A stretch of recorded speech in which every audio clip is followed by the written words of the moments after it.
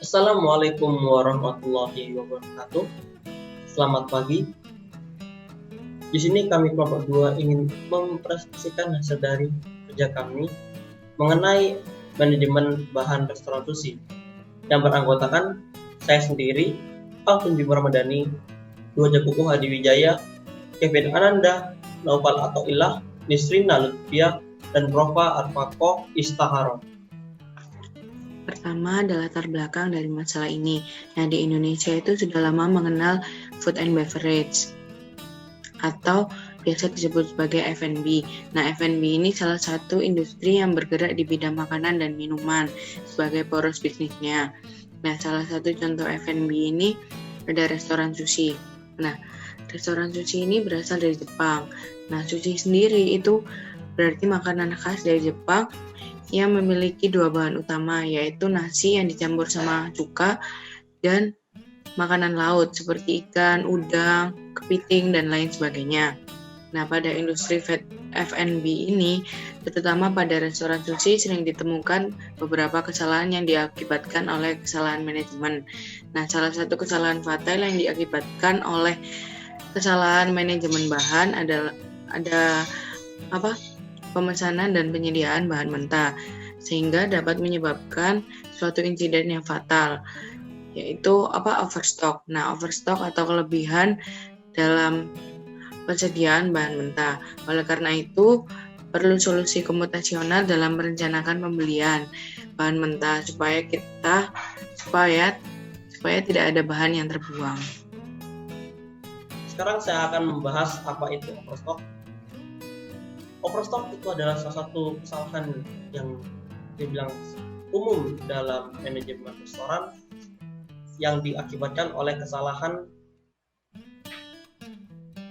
pada 3 aspek penting, yaitu sistem inventory, perencanaan pembelian, dan penyimpanan. Terus bagaimana kita mengatasinya? Ya, tentu saja kita harus mengevaluasi ulang sistem inventory yang digunakan dan kalau perlu mengganti sistem inventory yang sedang digunakan. Yang kedua, membuat perencanaan pembelian yang lebih baik. Dan yang ketiga, membuat perencanaan penyimpanan yang lebih baik juga. Selanjutnya ada inventaris bahan. Jadi pertama kita start, selanjutnya kita input kasus atau permasalahannya. Dalam hal ini kasus atau permasalahannya itu adalah overstock tadi. Setelah kita input kasus atau permasalahannya, kita evaluasi sistem inventory-nya. Apakah memakai first in first out atau pakai last in first out. First in first out sendiri itu adalah barang yang pertama kali masuk, itu pula yang pertama kali keluar. Kalau last in first out itu barang yang terakhir kali masuk, itu yang pertama kali keluar. Nah, itu biasanya last in first out itu untuk bahan-bahan yang kering. Nah, kita evaluasi sistem inventory-nya ini, kita masukkan, misalnya kita coba last in first out, kita cek apakah dia berhasil, karena ini sushi, jadi bahannya itu kan mentah, jadi kemungkinan besar itu gagal.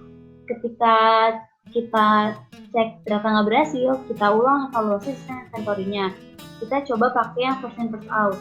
Nah, jika itu ternyata sudah berhasil, berarti itu sudah bisa di-print sistem yang akan digunakannya. Nah, setelah kita print, sudah selesai. Pada perencanaan pembelian, kita akan menentukan bahan apa saja yang akan dibeli dan jumlahnya berapa.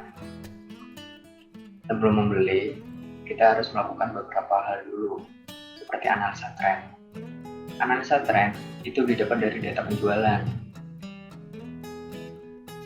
Tren itu dipengaruhi oleh 2 hal, waktu dan pelanggan. Kapan waktu dengan penjualan tertinggi dan kapan waktu dengan penjualan terendah. Selain itu, kita juga dapat mengetahui suatu produk itu dikonsumsi paling banyak dari golongan apa. Setelah itu kita akan membuat prediksi dari data penjualan sebelumnya. Apakah grafiknya naik atau turun? Katakan pada hari sebelumnya grafiknya 5, 6, 7, 8.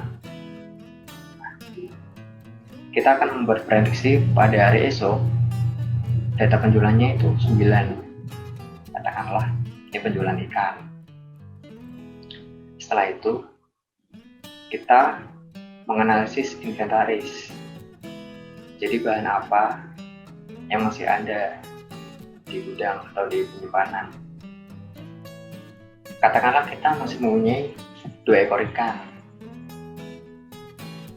Selanjutnya, prediksi kita tadi itu dikurangi dengan stok yang masih kita punya. Prediksi kita tadi 9 dikurangi dengan stok yang masih kita punya 2. Jadi kita hanya perlu beli ikan 7. Baiklah, yang selanjutnya adalah mekanisme penyimpanan yang dimulai dari start, lalu menginput semua bahan berupa ikan segar yang tersedia, kemudian menyortir ikan segar sesuai dengan jenis-jenisnya. Setelah itu, memasukkan ikan segar yang telah disortir ke dalam kontainer. Lalu memberi label pada setiap kontainer. Label berisikan informasi yang meliputi nama jenis ikan, tanggal datang, dan tanggal expired. Lalu, kontainer yang sudah diberi label dimasukkan ke dalam chiller agar ikan bertahan lebih lama. Setelah semua ikan tersimpan, maka mekanisme penyimpanan telah selesai.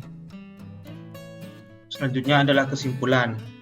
Kesimpulannya adalah overstock merupakan kesalahan pada manajemen bahan mentah. Overstock menyebabkan kelebihan persediaan bahan mentah pada bisnis F&B.